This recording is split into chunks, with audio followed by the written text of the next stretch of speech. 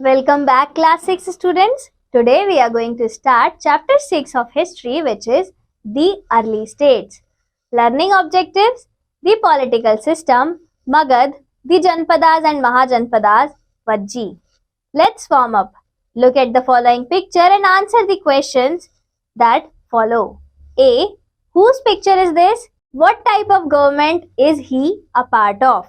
What are the advantages of this type of government? What are the disadvantages of this type of government? Application skills. Around 2500 years ago, the people of Athens set up a form of government which was called democracy, which lasted for about 200 years. All the men over the age of 30 years were recognized as full citizens. All citizens could attend these meetings of assembly that met at least 40 times in an year. Positions were made through lottery. Citizens were expected to serve in the army and the navy. However, women were not considered citizens. Foreigners who lived and worked in Athens did not have rights as citizens. There were several thousands of slaves in Athens who worked in mines, fields, households, and workshops, and they were not treated as citizens. Athenian civilization, which was around 2500 years ago, does not seem a true democracy because there were no rights for women and slaves and they were not allowed to participate in the assembly. On the other hand, men, farmers, artisans had been given the rights befitting a democracy, whereas in a democracy the rights are provided without any discrimination on the grounds of sex and work. However, we can say that this was the beginning of democracy. Now answer the following questions. A. What were the features of democracy set up around 2500 years ago?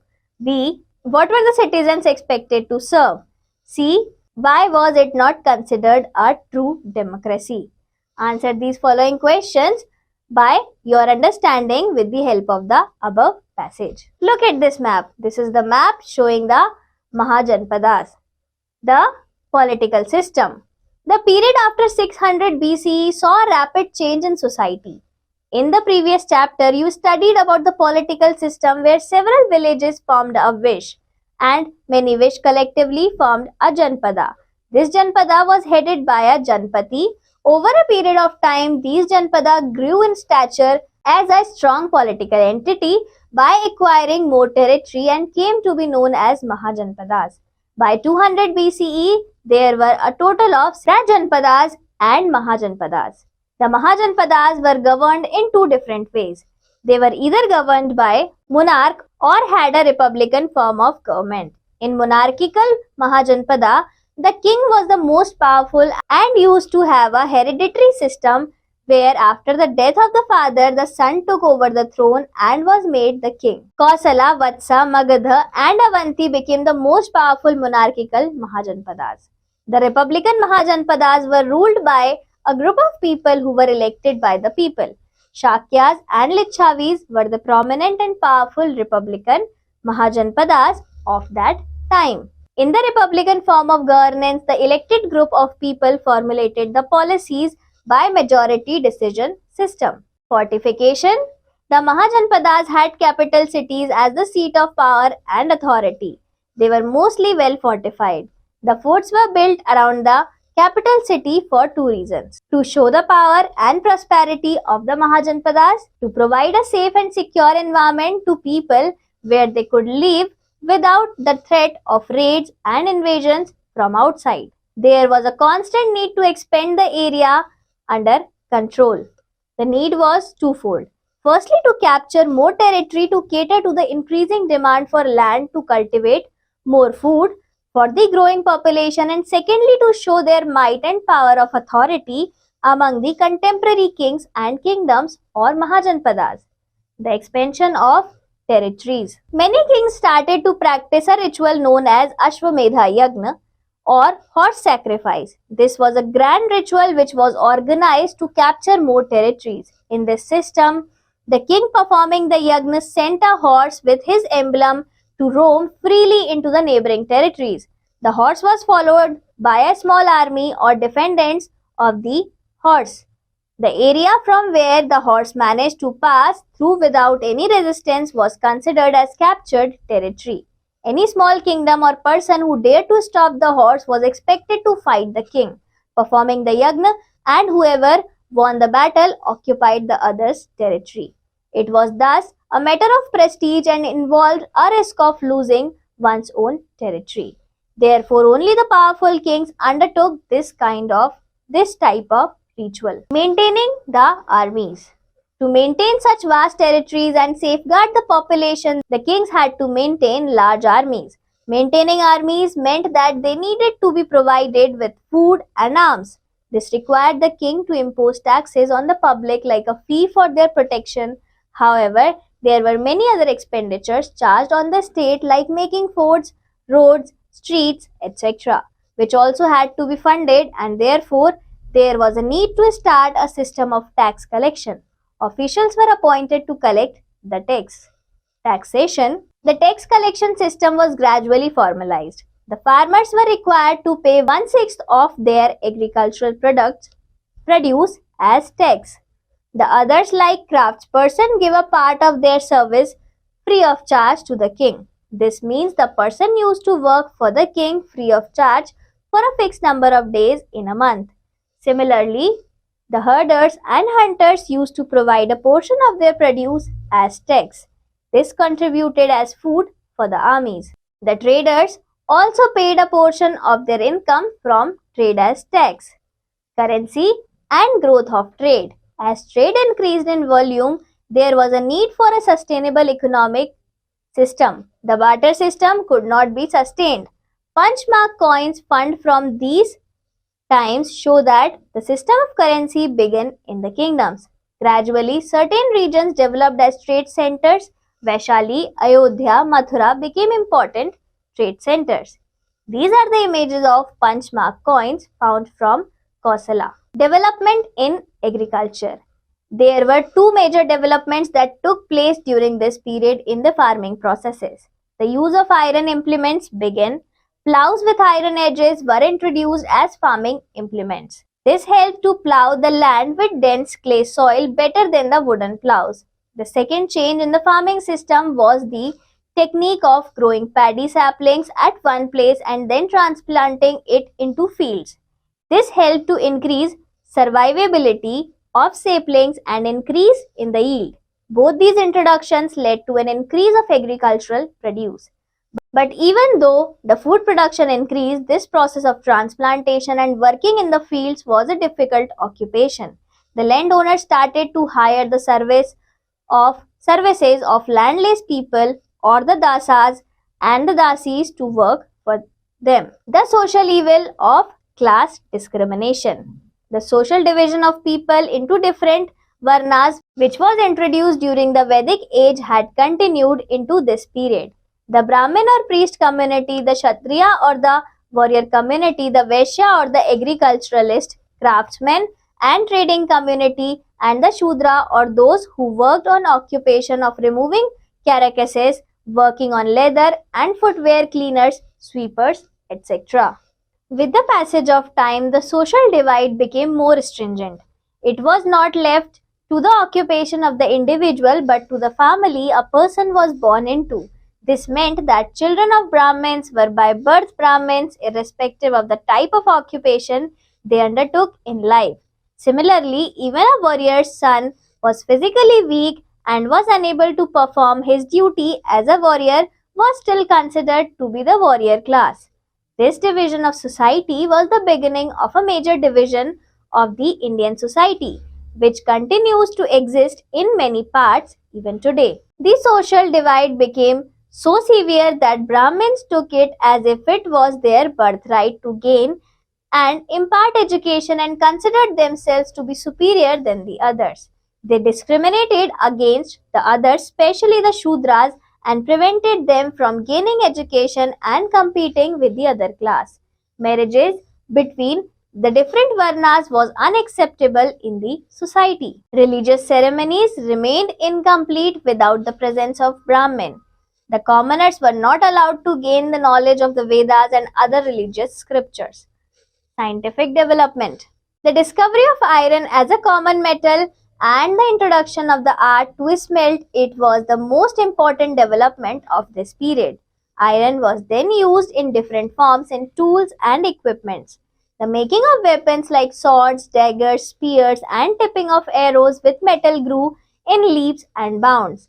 The extraction of chemicals out of herbs by taking advantage of the techniques of the Atharva Veda helped medicinal sciences of Ayurveda to progress. Having read about the general pattern of life during this period, let us see the specific cases of Magad and Vajji, which were two of the famous Mahajanpadas in this period. Magad was one of the 16 Mahajanpadas or kingdoms in ancient India. The central parts of this kingdom were located in modern-day Bihar, which lies south of the Ganges. Magadha's first capital was Rajgriha, now Rajgir. It was later shifted to Patliputra, now Patna. The Magad Empire gained much power and importance during the rule of King Bimbisar. In the loop, Magad was a hereditary monarchy based in what is today the state of Bihar in northeastern India. Its standing army, well-paid civil servants, and efficient decentralized administrative system were so successful that several Magadhan kings were able to expand their holdings into full-fledged empires stretching across northern India and beyond. This is the map showing the empire of Magad, Bimbisar, and his son and successor Ajatshotru. The king held the famous Ashwamedha Yagna and captured many parts of the neighboring Mahajanpadas. The empire extended along the Ganges river and the kingdoms of Kosala and Kashi were annexed. This is the image of bamboo garden at Rajgriha. Think smarter. Why do you think Bimbisar was an aggressive ruler? The Magad Empire fought gruesome battles with most of its neighbors.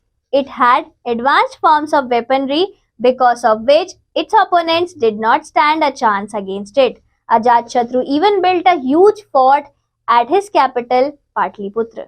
Magad became the most powerful Mahajanpada as its land was very fertile and it led to the prosperity. There were large deposits of iron ore which was used for making weapons, tools, etc. The many rivers flowing into this region provided water for irrigation. Means of transportation also helped to defend the territory from invaders. The forest in this region provided timber which was used to make chariots and provided animals like elephants which were effective war resources. Fact file. With the annexation of Ang by Bimbisar, river Champa was added to the Magad Empire. Champa was important in the trade with Southeast Asia, Sri Lanka and South India. With an unmatched military force, the Magad Empire naturally had an advantage over the other kingdoms in conquering neighborhood kingdoms and spreading its territory. The powerful rulers used the benefits of land and resources to their advantages and maintained efficient administration. This led to Magad being accepted as the most powerful of the 16 Mahajanpadas. However, after the death of King Udayan, the Magad Empire started to decline very rapidly. Internal disturbances and corruption within the kingdom led to its decline. The Magad Empire was finally taken over by the powerful Nanda dynasty, who then ruled it for good amount of time before being taken over by the Mauryas.